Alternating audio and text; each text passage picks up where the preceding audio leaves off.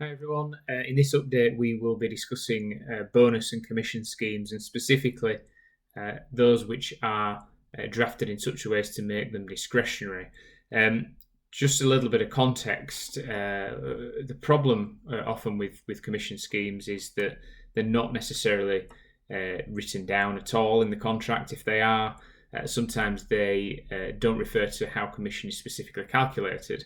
And on some occasions, there is nothing in relation to the exercise of discretion or what happens at the end of employment. The reason we're talking about this case is because there has been a tribunal judgment handed down in Sharma and Lilly communications. So this related to a non-contractual discretionary commission scheme which Mr. Sharma was entitled to participate in.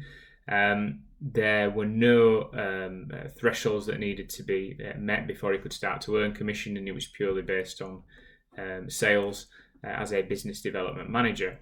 So he would earn 15% commission on all profit. They were the only parameters of the scheme.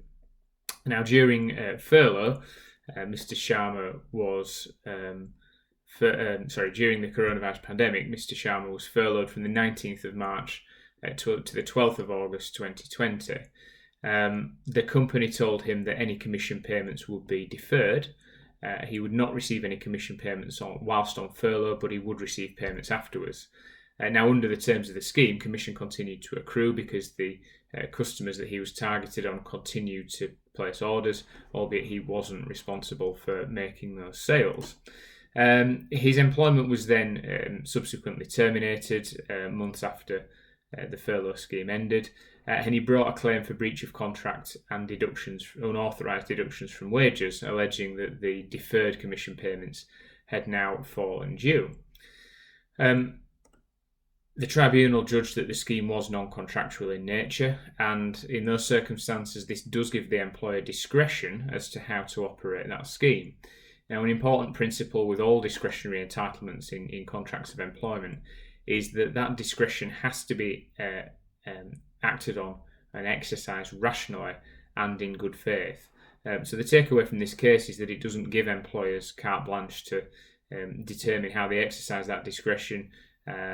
In this case, the decision was made by the employer to withhold all commission payments, irrespective of that decision to defer them until after the end of the furlough period. So the tribunal found there was no requirement to meet certain targets to be paid commission. As long as profit was generated on clients attributed to him, he was entitled to commission.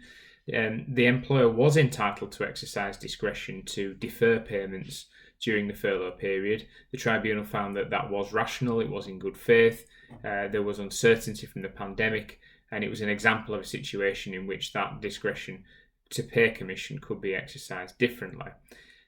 However, the exercise of discretion to subsequently disallow all commission payments at a future date was an irrational exercise of discretion. The tribunal said that whilst there was not a contractual entitlement to commission, on a discretionary basis, the employer had failed to act rationally and in good faith, and therefore the employee was due the backdated commission which had been deferred during the pandemic and the furlough period.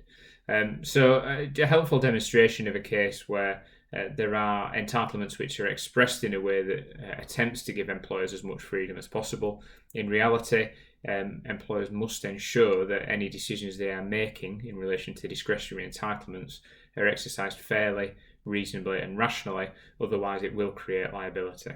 If you need any more information on this, please do get in touch with us. Visit the website chadwicklawrence.co.uk or email employmenthub@chadlaw.co.uk. Thank you.